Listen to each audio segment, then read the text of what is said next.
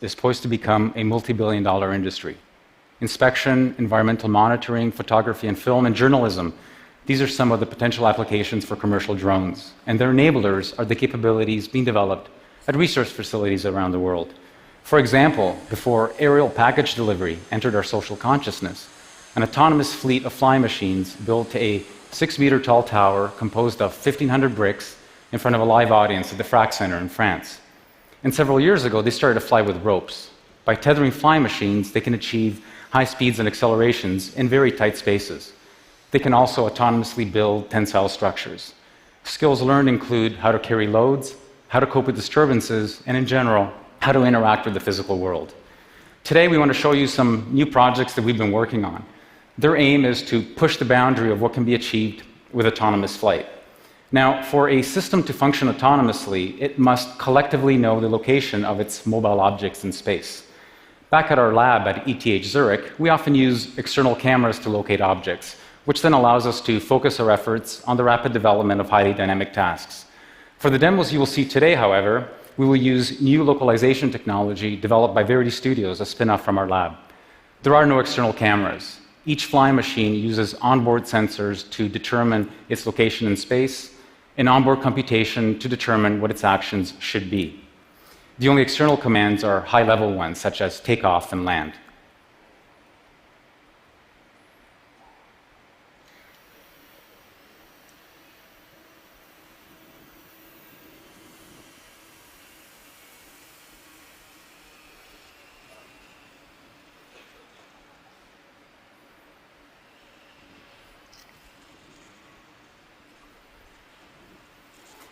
This is a so-called tail sitter.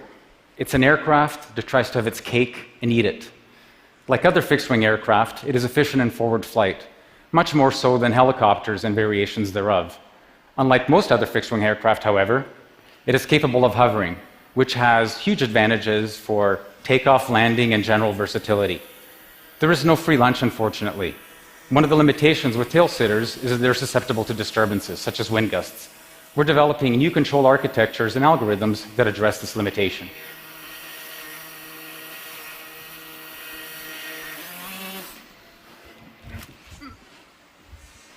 The idea is for the aircraft to recover no matter what state it finds itself in.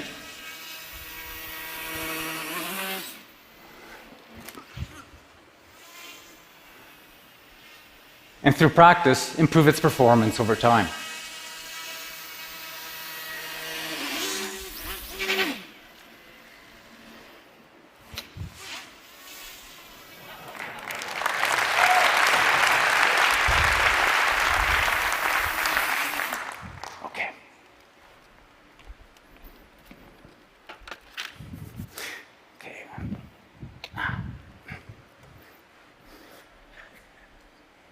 When doing research, we often ask ourselves fundamental, abstract questions that try to get at the heart of a matter. For example, one such question would be, what is the minimum number of moving parts needed for controlled flight? Now, there are practical reasons why you may want to know the answer to such a question. Helicopters, for example, are affectionately known as machines with 1,000 moving parts, all conspiring to do you bodily harm. It turns out that decades ago, skilled pilots were able to fly remote-controlled aircraft that had only 2 moving parts, a propeller and a tail rudder. We recently discovered that it could be done with just one. This is the monospinner, the world's mechanically simplest controllable flying machine, invented just a few months ago. It has only one moving part, a propeller. It has no flaps, no hinges, no ailerons, no other actuators, no other control surfaces, just a simple propeller. Even though it's mechanically simple, there's a lot going on in its little electronic brain to allow it to fly in a stable fashion and to move anywhere it wants in space. Even so, it doesn't yet have the sophisticated algorithms of the tail sitter, which means that in order to get it to fly, I have to throw it just right. And because the probability of me throwing it just right is very low, given everybody watching me, what we're going to do instead is show you a video that we shot last night.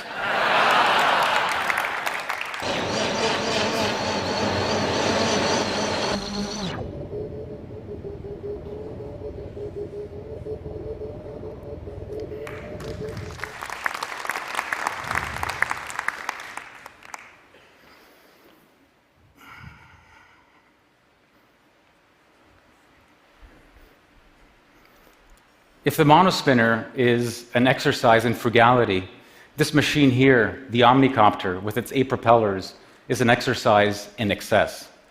What can you do with all this surplus? The thing to notice is that it is highly symmetric. As a result, it is ambivalent to orientation. This gives it an extraordinary capability. It can move anywhere it wants in space, irrespective of where it is facing and even of how it is rotating. It has its own complexities, mainly having to do with the interacting flows from its 8 propellers. Some of this can be modeled, while the rest can be learned on the fly. Let's take a look.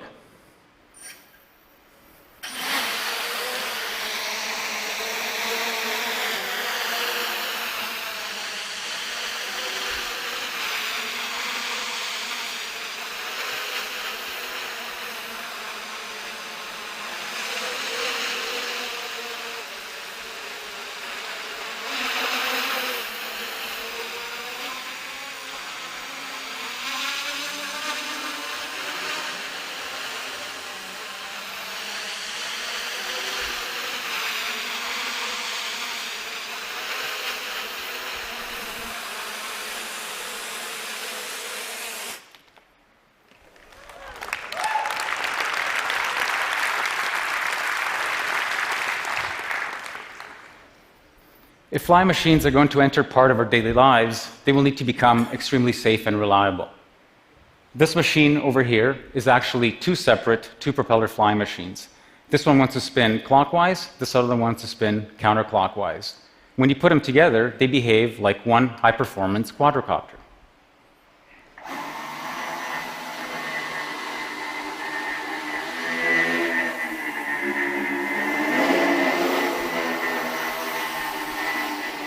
If anything goes wrong, however, a motor fails, a propeller fails, electronics, even a battery pack, the machine can still fly, albeit in a degraded fashion. We're going to demonstrate this to you now by disabling one of its halves.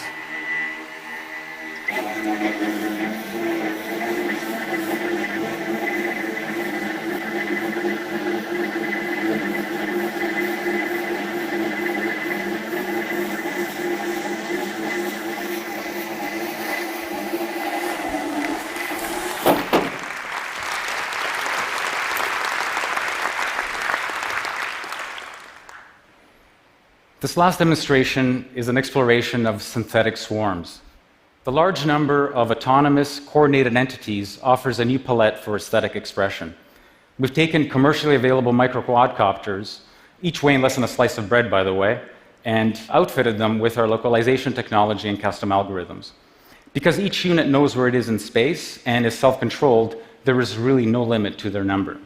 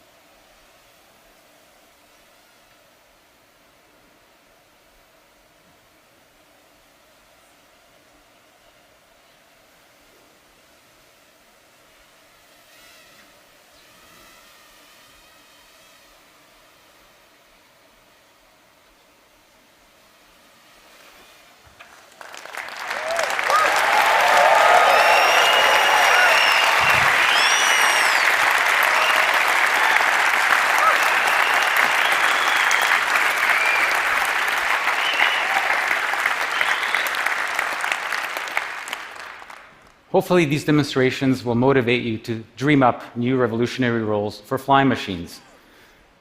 That ultra-safe one over there, for example, has aspirations to become a flying lampshade on Broadway. The reality is that it is difficult to predict the impact of nascent technology. And for folks like us, the real reward is the journey and the act of creation.